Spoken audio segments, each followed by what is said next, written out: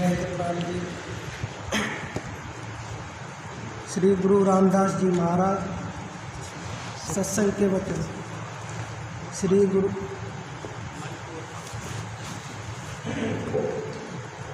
गुरु रामदास जी महाराज चौथी पातशाही की वाणी है।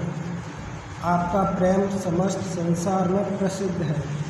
जिस प्रकार गुरु अमरदास जी ने जितना शब्द का भेद बताया और शब्द पर जोर दिया, 10 पातशाहियों में से किसी ने भी नहीं दिया।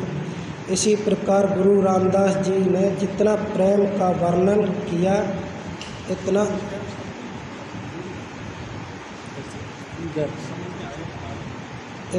और किसी ने नहीं किया।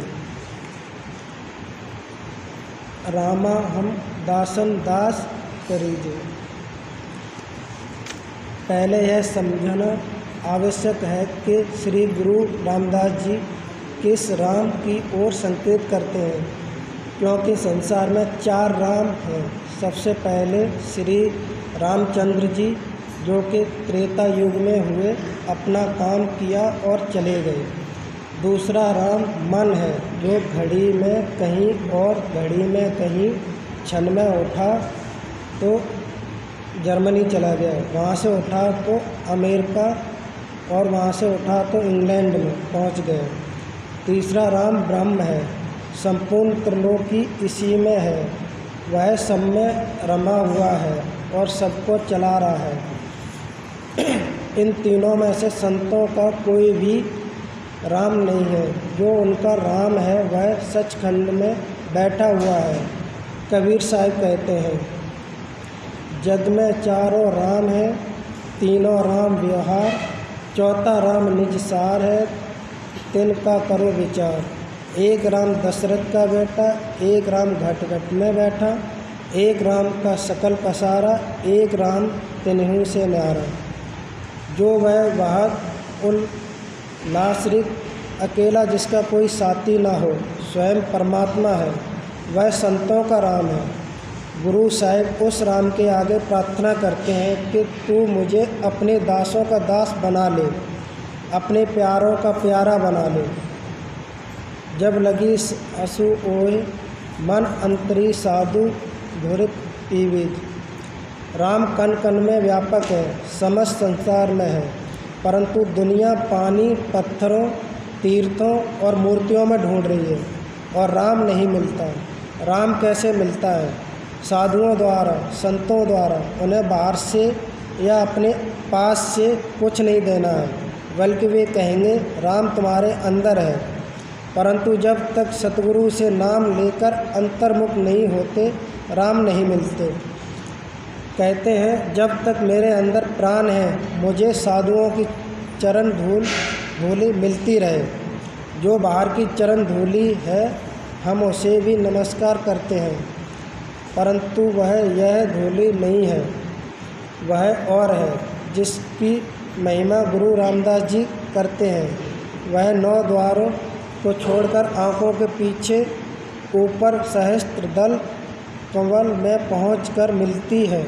वह संतों के नूरी प्रकाश में चरण है। उस धूली में स्नान करने से सब पाप उतर जाते हैं। महात्माओं ने जगह जगह धूली की महिमा की है। तुलसी साहब कहते हैं,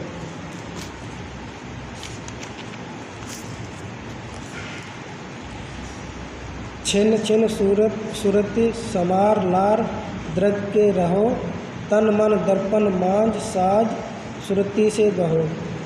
यदि संतों की धूली लेनी है तो तीसरे तिल में आ जाओ। लगन लगे लग पार सार तब पाया, वहाँ एक टक ध्यान लग जाए तो मिलती है। अरे हाँ रे तुलसी, संत चरण की धूल नूर दर्शाया। वह जो प्रकाश है संतों के चरणों की धूल है। यही रामायण में कहा है, श्री गुर पद नख मणि गण ज्योति, सुमृत दिव्य दृष्टि ही होती। वहाँ गुरु के चरणों के नख का जो प्रकाश है, वह संतों की सच्चो चरण धूली है। गुरु अर्जुन साहिब कहते हैं, नानक दासु यही सुख मांगे मोह, कहु करी संतन धोरे। शंकरु नारदु शेख नाग मुनि धूर साधु की लो चीज। कहते हैं कि शिव को साधु की धूली नहीं मिली, शेषनाग को नहीं मिली और मुनियों को नहीं मिली। ऋषि मुनि तरसते रह गए। लोग वस्त्र रंगने और घर बार छोड़ने वाले को साधु समझते हैं, पर वे साधु नहीं। साधु की गति बहुत ऊंची है। जो आंतरिक कपाट खोलकर ऊंचे मंडलों पर गया उसे साधु के चरणों की धूल मिली। भवन भवन पवित्र होई सभी जह साधु चरण धीरज। कहते हैं जहाँ साधु के चरण पड़ जाते हैं वह भूमि पवित्र हो जाती है। यही स्वामी जी कहते हैं। साध चरण 68 से उत्तम भूमि पवित्र जहाँ पग धरते। समूचे हिंदुस्तान में 68 तीर्थ हैं, उनमें स्नान करने का इतना पुण्य नहीं होता जितना कि साधुओं को धोली का है, क्योंकि वे मालिक से मिलकर पवित्र हो चुके हैं। तजी लाज अहंकार सबो तजिए मिली साधु संग रहीजे। अब श्री गुरु रामदास जी कहते हैं कि साधुओं के चरणों में जाने के लिए लोक लाज त्याग दो। संसार का बहुत बड़ा भाग ऐसा है जो साधुओं की दया से वंचित रहता है, केवल लोक लाज के कारण। फकीरों के पास जाने के लिए लोक लाज का विचार नहीं होना चाहिए। जहाँ तक हो सके साधुओं की संगति प्राप्त करनी चाहिए।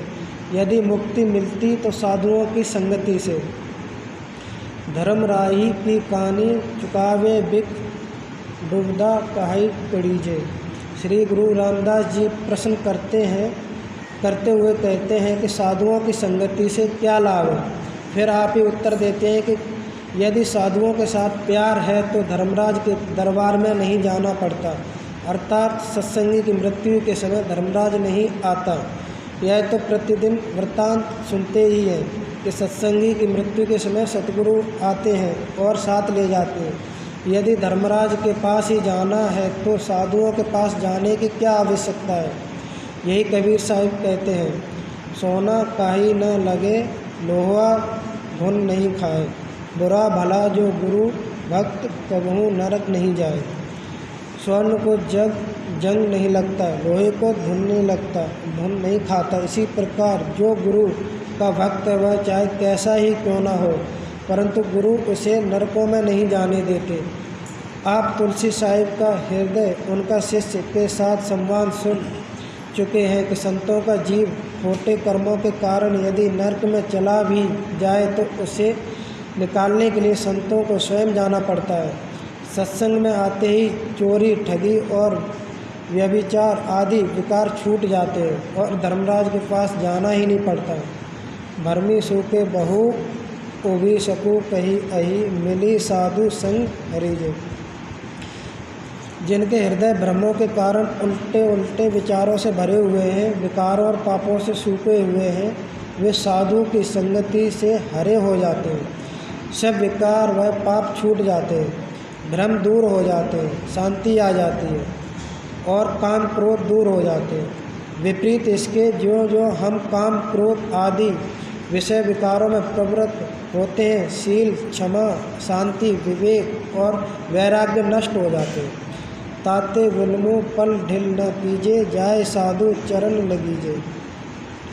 अब श्री गुरु रामदास जी कहते हैं कि यदि कल जाना है तो अभी जा, तनिक भी विलम्ब ना कर। यदि साधु के चरणों में जाना है तो कदम आगे रख। राम नाम की रतन रतन वतु हरि साधु पासी रखीजे।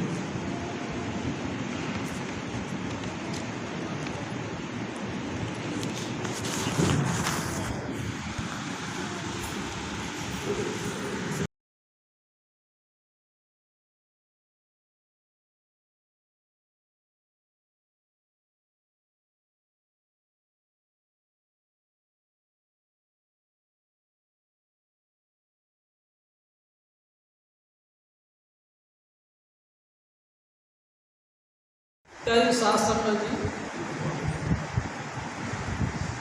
आप सभी बहनमाइयों से प्रार्थना है